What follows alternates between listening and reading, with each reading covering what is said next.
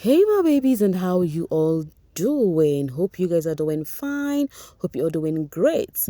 Hope everywhere marama, hope everywhere stewer. Welcome back, babies. Guys, do not forget to subscribe to this channel and make sure your notification bell is steadily on while at it. And also do not forget to give Mimi a huge thumbs up and then share this video. Thank you.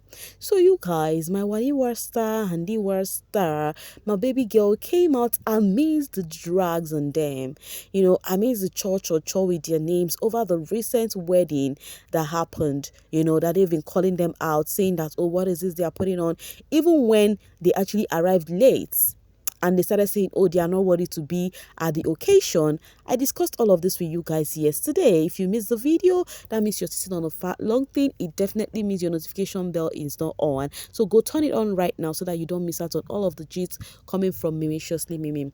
So after all of this dragged on my babies, Wanni ex Handy posted their pictures, and I've actually got a mixture of both of them. So on this individual pictures you're just seeing, it had to do with Wanni and Handy. So if you're very sharp, who is Wanni? Guess how many Wanni here, how many Handy here, so that I will see if you really know my babies. Anyways, so some of you guys might have guessed because of you actually saw them post that in their various profiles. But whichever ways, there is still call out on my babies. Panach says, with all the money Wanni ex Handy made in December, this is the best they could come up with. This Panach is an Onyeka stan. And then Wanni's Bum says, hey, is the Wanni's Bum for me? Says, should they waste their money on someone else's wedding? You will always find something bad to talk about them. Rest in Jesus' name. And then the person replied and said, so is this stone they paid for this one, Abi? You see, people, I'll tell you this for free. Some people are just hater. Like, I would send a sweet shout out to those set of people who watch this show and not carry any personal hate for any of these housemates. You guys are the real MVP. You stand your fave when the show was on, and when the show is over, you wish other people well, focus on your fave. Even if you don't care about other people, focus on your fave and not hating others. Because imagine what this guy is saying, mentioning their December money, meaning that you saw them packing gigs back to back December, and it entered your eyes so well, you had to use it to diss them. So let me say invariably, you're trying to say that they don't pay them well enough, hence why they could not afford a good outfit. More people. It's on this baby street I have actually seen a lot. Honestly speaking, I'm not gonna lie. For Song M says, first, they said they were not invited. Now they showed up. You all are all about their outfit. Wanni and Handy will never do anything to please you. I just love how they control you guys even without doing too much. Star power choke. And that's on period. That is on period. My babies doesn't do too much. And you know what I love about them? They are positivity focused. Like, they are focused on positivity. You go talk tire. You go talk until you tire. Comrade says, wait. This is the dress the unfortunate souls we're conversing about. Wanni ex Handy definitely needs to start paying something with, my dear. I am not actually feeling the clothes so well, but it is not that bad the way people are talking about it. I would still say it again. Nelly's outfit is the one still entering my eyes. Nobody from the BB street has actually topped Nelly's own for me. Yes, that is for me, oh. Okay, and then a Metro says Big Brother has produced 4 female DJs: DJ Wanni X Handy, DJ Flo, DJ Tolani Badge, DJ Blue Eva. Who is your favorite? Meanwhile, was it Big Brother who produced them? All of these people are DJs before they got into the house, so if I'm not mistaken, except that of Tolani Badge. She was not really a DJ, but she had passion for it, so she chased it after Biggie's. But the others, they were DJ before they got to the house. I hope I'm not mistaken. So this dude right here was asked, in your opinion, who were you thinking would have been top 10 for the No Lose Guard season? And then he says Wanni ex Handy, Double K, Shatoria, Tofa, Ozzy, and Nelita. So you guys, can you actually use this opportunity and tell me your prediction about the top 10 No Lose Guard? Was your prediction right? Let me know in the comments. And also, somebody asked him and says, give me your honest opinion about Shaun and his game in No Lose Guard without any bias. And then he says he played his game.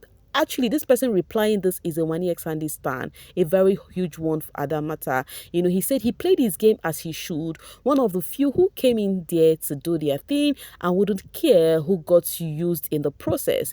Mischievous. Witty, annoying, smart, and diplomatic. Sadly, that is what makes a reality TV show. Let's just say the outside world didn't resonate with him that much because he shouldn't have left the week he did. His storyline with his pair, Victoria, saved the first 2 weeks of the show.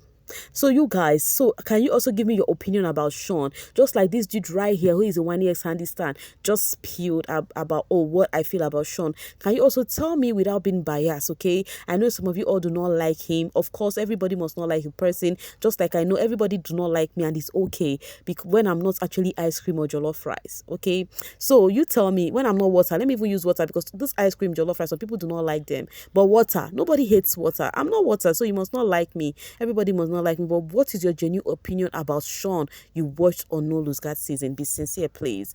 Okay, Figuracy says, I didn't really like Shaun until the week he got evicted, but I agree. Imo, Shatoria were one of the most strategic pairs. So they said Shatoria were actually most of they were strategic, dividing themselves, Victoria getting close to another set and Shaun getting close to another set, making them so easy to actually build a clique and then getting to get savior in various position that they find themselves. And I think that was a smart move. All right, guys, moving forward over here. We're still having the Topher Anita drama going on, guys. Like, even me at this point, I am tired. It is drags upon drags, reaction upon reaction. Topher is this, Topher is that. And I have a question for shippers, please. I have a question. Is it not okay that these people had a thing together? And then, as time goes on, if they feel like it is not going, and most of you all do not even know what the problem is, you do not even know what caused or stirred this disagreement, but you guys will start picking side, you start dragging the guy, you start dragging the lady in that ship. That is so unfair, guys. Do you know why I said so? Because you stay in a real world where you actually, I believe most of us are adults. If I seeing this show and actually engaging in all of this drama going on, you should be an adult, right? But though we have so many adults in a baby's body, okay, or should I say adults in a baby's body? Yes, because most of them reason like a baby. But I know that you guys are adults and then you've dated some persons. Did not just date one person, not two persons before they could get the actual person. I mean, for those that are married, and we still have the ones still dating, and you're not even sure the person you're dating you're going to end in the altar, or it's going to be your baby's daddy or whatever. You're not even sure yet. So why do you think with these housemates they must get married because they are dating? And why do you feel like it is always fake when they do this and then you feel like you need to, crucify them, you need to start taking side and dragging them? Because right now it is just drags on Topher at the other end, it also drags on Anita at the other end. Like, it doesn't make sense. Audrey says, throwing him under the bus to please shippers when the man in question is my favor, my first priority before any other person. Jokes on you. Why is this person saying this? This particular Topher stan has come out publicly because noticing the drags on Topher, and she came out to make a post and says, Topher is human and he has his flaws. That particular post she made, they started dragging her for it. Both the fans of Topher saying that, see what you're saying about your fave. That is why I don't like the set of people who actually defend their fave in everything. I will keep on respecting the set of persons who see their fave mistake and pointed at it and said, my fave is not perfect. First of all, know your fave is not perfect just like you, just like me, because they are human beings just like you and I. But if every time your fave is always right, your fave is always perfect, I will never take you serious. Your 2 cents will never mean anything to me, because why? You feel like you're always in a defensive mood for your fave. So because this lady came out to say Topher has got his flaws, but because of that, you people should not be dragging him everywhere. You needed to see how they bombarded her. Which kind of flaws? What flaws does he have? She's actually a staunch Topher stan because she actually had sense to say that they are dragging her. Anyway, Zara Nolly says, what did Anita tell her VVIPs? The way they suddenly turned on Topher, it is like they know something that the masses don't. Topher too isn't innocent, lacks boundaries and cloud chaser, like being part of the big fan base, talks hence he left the partner Suj because of small base. Oh wow. And whatever they say Topher did, he is guilty. How do you know? That's why I said when you don't like these people, you believe everything being said about them. So how do you also know that Topher left Suj because of he has got a small fan base? Are you being serious right now? That friendship, you do not even know how it started and why it's getting this sour.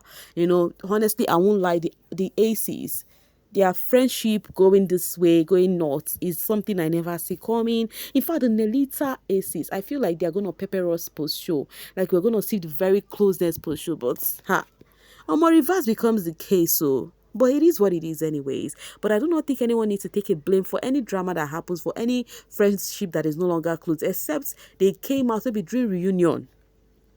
When I would have actually said, okay, you're right in saying what you're saying is, if reunion is on, or if reunion has come and gone, and then you've seen reason to actually, say, oh, this person is this, that person, they had to say things to themselves. Because reunion sometimes, most times we get clarity about what is really going on with some of these people. Then we have the right to be like, oh, what this person did about this person is wrong. Oh, just like tomorrow, I would always say what Emmanuel did to the Koros is wrong. Do you understand? That is how it should be. And then somebody says, and who told you him and Suj not being cool as usual is his fault? Like the Suj also didn't become close with people with big fan base. Please, the narrative is tired, let it go. I think that's why I said nobody should be blamed for that. Suj got closer to some other person, Tofa got closer to his own people. Everybody will get closer to people they feel like they are okay with. And if your ship is no longer moving or is no longer shipping, please move on. Wait for the next season when you ship again, okay? Move on. Me, I don't force people to join authentic ship, just move on, okay? Oh my god, so the drama is just too much. Even me, I'm tired. Anita this, Topher that, this one that. Yo, tomorrow you go to Anita's snap, you see baby girl doing her day-to-day activities, carrying her fans along. You go to Topher's fans, you see him doing his day-to-day activities, carrying his fans along. But you go to the TL, fans are busy finishing themselves. Any which ways, guys, on a very beautiful note, okay, let me end this video on a beautiful note. All right, this is a sweet one because General Pere has come to say over 500,000 eyes, over 500,000 hearts, over 500,000 minds gripped by the silent intruder. What started as a bold idea has become a movement. Thank you for watching, sharing, and making this film a conversation across continent. Oh, that's so sweet to see. You guys will not know how much I'm happy over this. I remember this man coming out to say, oh, that he felt so bad. That's what he bargained and what he thought would happen with his film. He did not even gain quarter of what he spent on that movie before he now took it to the cinema. I think after 1 year he produced that film, maybe a year plus, and guess what, it's now 500k, and he just posted this on YouTube. I think it's not up to a week.